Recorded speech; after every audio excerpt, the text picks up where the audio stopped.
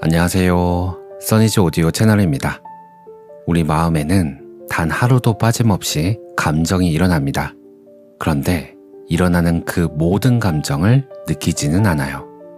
어떤 감정은 그냥 흘러가고 어떤 감정은 억눌려 있고 또 어떤 감정은 우리가 붙잡고 있습니다. 우리가 감정 때문에 힘들다고 느낄 때 그때가 바로 우리가 감정을 붙잡고 있거나 감정에 저항하고 있을 때인데요. 이 감정에 저항하지 않고 놓아버리는 것, 그것이 바로 놓아버림입니다. 이것은 다른 말로 항복기제라고도 하죠. 책 놓아버림에서는 이 책의 목적을 이렇게 말합니다. 자신의 내면에서 일어나는 감정과 경험을 마주하게끔 하는 것에 항복기제라는 접근법을 이야기하는 목적이 있다. 우리는 감정과 경험을 모두 마주하는 것 같지만 사실 자신을 잘 관찰해보면 억누르거나 피하거나 폭발시킴으로써 마주하는 것을 꺼려합니다. 놓아버림은 마주하기 어려운 감정과 경험을 똑바로 마주할 수 있도록 하는데 목적이 있다고 해요. 감정은 왜 똑바로 마주해야 할까요? 억누르거나 피하거나 폭발시키면 그 감정 에너지는 내 안에 그대로 쌓이기 때문입니다.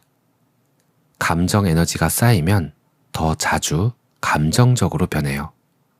예를 들어 친구들과의 말장난이나 별 뜻없는 단어나 말투에도 쉽게 화가 나거나 기분이 상하기도 하고 갑작스러운 외로움이나 불안함, 지루함을 쉽게 느끼면서 감정을 해소시키거나 변화시키기 위한 더 많은 에너지를 쓰게 되기 때문입니다. 그리고 내 안에 쌓여있는 감정이 색안경이 되어서 세상을 있는 그대로 보지 못하게 돼요. 슬픔이 내 안에 있으면 세상의 모든 일이 슬퍼 보이고 분노가 가득 차 있으면 지나가는 사람의 눈빛만 봐도 시비 거는 것처럼 느껴지는 것과 같습니다. 세상은 내 안에 품고 있는 것의 거울이기 때문에 무엇을 품고 있느냐에 따라 사람마다 세상이 다르게 보이는 거죠. 내 안에 품고 있는 감정을 마주하지 않으면 내 안에 고스란히 저장되지만 마주한 감정은 에너지를 다 쓰고 사라지게 됩니다. 저는 처음에 이 이야기를 들었을 땐 그럼 감정 없는 무감정 인간이 되는 거 아니야? 라는 생각이 들었었어요. 그런데 그건 착각이었고 실제로는 감정에 자유로워집니다. 감정에 자유로워지면 솔직해지고 솔직해지면 표현하는 것도 자유로워져요. 표현이 자유로워지면 자신의 에너지가 달라졌다는 것을 자신뿐만 아니라 만나는 사람들도 느끼게 됩니다. 자신이 무감정 인간처럼 보일 때 잘 관찰해보면 사실은 억누르고 있는 경우가 많더라고요. 하지만 자신이 감정을 억누르고 있다는 것을 알아차리지 못해요. 왜냐하면 그렇게 살아온 시간이 너무 길었으니까요. 억누르는 것이 편해진 겁니다. 억누르지 않고 감정을 마주하는 게 불편해진 거예요. 생선장수와 꽃향기 이야기가 있어요. 어느 마을에 평생 생선을 팔아온 생선장수가 있었습니다. 그는 매일 생선 비린내에 둘러싸여 살았기 때문에 자신의 몸에서 나는 냄새를 전혀 느끼지 못했어요. 그러던 어느 날 생선장수가 장사를 하러 먼 도시로 나갔다가 날이 저물었습니다. 그는 하룻밤 묵을 곳을 찾았는데 마침 마음씨 좋은 꽃집 주인이 자신의 집으로 초대해 주었어요. 꽃집 주인의 집은 온통 향기로운 꽃들로 가득 차 있었죠. 특히 손님방에는 가장 향기가 좋은 장미와 백합을 가득 꽂아두었어요. 꽃집 주인은 향기로운 꽃향기를 맡으면서 편안히 주무시게 라고 배려해 주었습니다. 하지만 생선장수는 잠을 잘 수가 없었어요.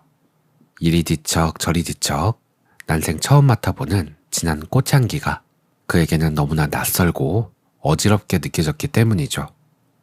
오히려 속이 울렁거리고 머리가 아파왔습니다. 밤새 괴로워하던 생선장수는 결국 벌떡 일어나 밖으로 나갔어요.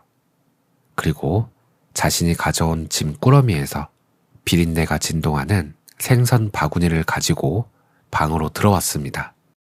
그는 생선 바구니를 머리맡에 두고 코를 킁킁거리며 비린내를 깊이 들이마셨어요. 아, 이제야 좀 살 것 같네. 마음이 편하네. 그제야 생선 장수는 코를 골며 깊은 잠에 빠져들었습니다. 우리는 행복하고 싶다고 말하지만 실제로는 오랫동안 느껴온 걱정, 불안, 우울이라는 감정의 비린내에 중독되어 있어요. 막상 평화롭고 고요한 상태가 오면 무의식적으로 불안해하면서 다시 걱정거리를 찾아 나섭니다. 마치 생선장수가 그랬던 것처럼 말이죠. 생선장수가 꽃향기를 거부했듯 우리도 감정을 놓아버리고 자유로워지는 것을 두려워해요. 이것을 호킨스 박사는 에고의 저항이라고 불렀습니다. 처음엔 꽃향기가 낯설더라도 그 향기에 익숙해지는 연습 중 하나가 놓아버림인 거고요. 그렇다면 어떻게 놓아버림을 연습할까요? 우리 일상에는 연습할 기회가 아주 많습니다. 쇼츠나 릴스를 보려고 폰을 잡기 직전 또는 폰을 잡은 직후 자신의 내면에 어떤 느낌이 일어났는지 알아차려 보세요. 쉬기 위해서, 할 일이 없어서, 보고 싶어서 라는 이유가 담긴 생각을 알아차릴 수도 있지만 생각 자체보다는 느낌을 알아차려 보는 겁니다. 정적을 참을 수 없는 비비 꼬이는 느낌이었을 수도 있고 재밌는 것, 도움되는 것, 자극적인 것으로 뭔가를 채우고 싶은 결핍감일 수도 있습니다. 주식 시세를 확인하기 위해 폰을 들었을 때도 야식을 시키기 위해, TV를 켜기 위해, 컴퓨터를 켜기 위해, 책을 펼치기 위해 등등 어떤 행동 직전에 나의 내면에서 어떤 느낌이 일어났는지를 관찰해 보세요. 잠시 몸을 멈추면 느낌을 알아차리기가 더 쉽습니다. 가슴이 답답한지, 목이 타는지, 배가 꼬이는지, 명치가 간질간질한지, 내 몸 어디에 그 느낌이 머물고 있는지 신체 감각에 100% 집중해 봅니다. 특정 부위에 느낌이 알아차려지면 그 느낌이 점점 줄어드는지 커지는지 지켜보면서 느낌이 변화하는 걸 볼 수 있습니다. 그 느낌에 저항할수록 충동의 에너지가 커지고 저항하지 않으면 에너지가 줄어들면서 사라지거나 긍정적 에너지로 바뀝니다. 신체적 느낌이 아닌 직감적인 느낌으로 오기도 해요. 여기까지 하셨다면 이제 새로운 선택권이 생기셨을 거예요. 습관대로 하려던 일을 할 수도 있고 새로운 선택을 할 수도 있습니다. 쇼츠를 보려다가 달리기 하러 나갈 수도 있고 야식을 시키려다가 책을 꺼내들 수도 있습니다. 중요한 것은 무엇을 하는가 보다는 습관적이고 중독적인 행위를 의식적인 선택의 행위로 바꿀 수 있다는 거죠. 감정과 느낌에 휘둘리지 않을 수 있습니다. 책 놓아버림에는 이런 문장이 나와요. 나는 더 이상 세상에 휘둘리지 않는다. 세상에 대한 나의 반응에 휘둘리지 않는다. 더 이상 반응의 피해자가 아니다. 놓아버림은 부처의 가르침을 적용한 것으로 자기도 모르게 반응할 때 생기는 압박을 없앤다. 호킨스 박사는 외부 상황이 나를 괴롭히는 것이 아니라 내 안에 억눌린 감정이 상황에 반응하는 것이라고 말합니다. 어떤 일이 내 앞에서 일어나면 내 안에 감정 버튼이 자극되고 즉각적으로 반응해버리며 휘둘리는 상태. 이것은 세상의 노예로 살아가는 것이지만 내 안에 반응할 감정 찌꺼기가 없다면 어떤 일이 발생하더라도 평온함을 유지하며 마음의 주인으로 살아갈 수 있다는 거죠. 반응할지 말지를 내가 선택할 수 있게 됩니다. 평소에 느끼기 싫어서 멀리했던 감정들을 알아차리고 받아들이고 놓아보세요. 저항하느라 소모하던 에너지가 확실히 줄어들면서 밝고 맑고 가벼워지는 느낌이 들 겁니다. 오늘은 여기까지. 오늘도 평온한 하루 보내세요. 감사합니다. 안녕하세요. 써니즈 오디오 채널입니다. 우리 마음에는 단 하루도 빠짐없이 감정이 일어납니다. 그런데 일어나는 그 모든 감정을 느끼지는 않아요. 어떤 감정은 그냥 흘러가고 어떤 감정은 억눌려 있고 또 어떤 감정은 우리가 붙잡고 있습니다. 우리가 감정 때문에 힘들다고 느낄 때 그때가 바로 우리가 감정을 붙잡고 있거나 감정에 저항하고 있을 때인데요. 이 감정에 저항하지 않고 놓아버리는 것, 그것이 바로 놓아버림입니다. 이것은 다른 말로 항복기제라고도 하죠. 책 놓아버림에서는 이 책의 목적을 이렇게 말합니다. 자신의 내면에서 일어나는 감정과 경험을 마주하게끔 하는 것에 항복기제라는 접근법을 이야기하는 목적이 있다. 우리는 감정과 경험을 모두 마주하는 것 같지만 사실 자신을 잘 관찰해보면 억누르거나 피하거나 폭발시킴으로써 마주하는 것을 꺼려합니다.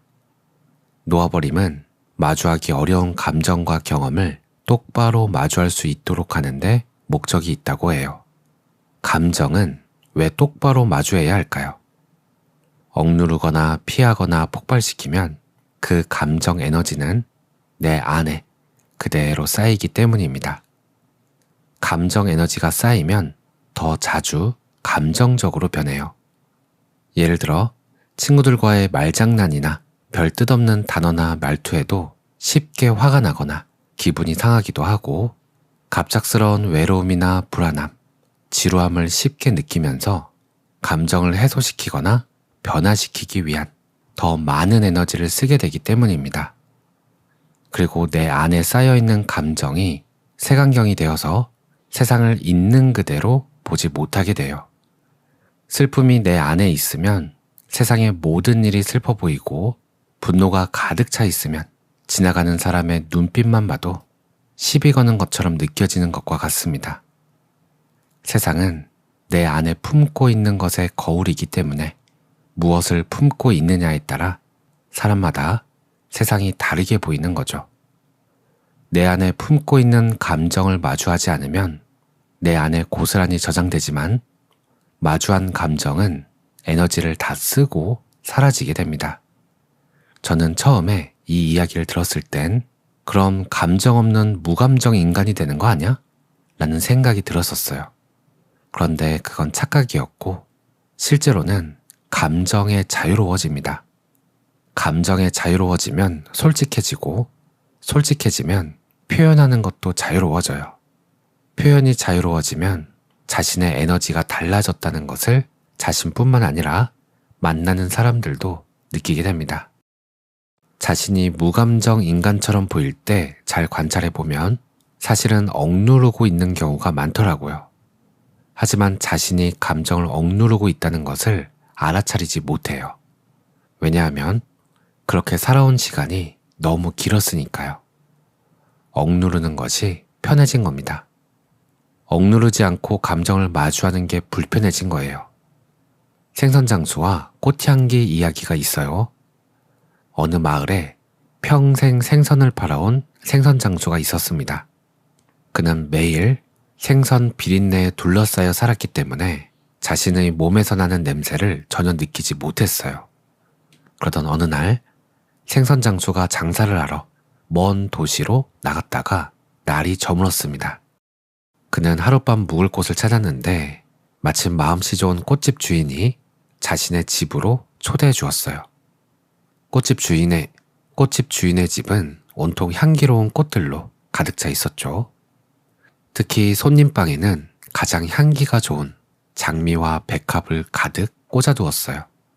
꽃집 주인은 향기로운 꽃향기를 맡으면서 편안히 주무시게 라고 배려해 주었습니다. 하지만 생선장수는 잠을 잘 수가 없었어요. 이리 뒤척 저리 뒤척 난생 처음 맡아보는 진한 꽃향기가 그에게는 너무나 낯설고 어지럽게 느껴졌기 때문이죠. 오히려 속이 울렁거리고 머리가 아파왔습니다. 밤새 괴로워하던 생선장수는 결국 벌떡 일어나 밖으로 나갔어요. 그리고 자신이 가져온 짐 꾸러미에서 비린내가 진동하는 생선 바구니를 가지고 방으로 들어왔습니다. 그는 생선 바구니를 머리맡에 두고 코를 킁킁거리며 비린내를 깊이 들이마셨어요. 아, 이제야 좀 살 것 같네.